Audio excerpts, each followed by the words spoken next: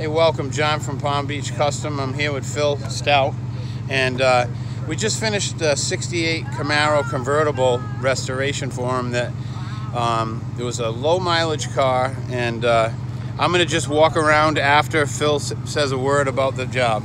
Yeah, so my auntie took me to North Shore, Hawaii. This is her car in Hawaii. When I was 6 or 7 years old, this is the car she taught me how to surf in. Sandy beach, all over Hawaii.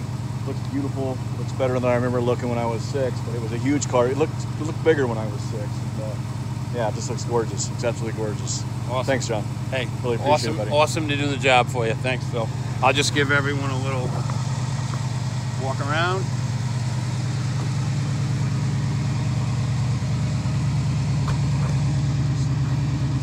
So we just dropped it off and said it's new home. Thanks for watching. We'll talk to you guys later. Thank you.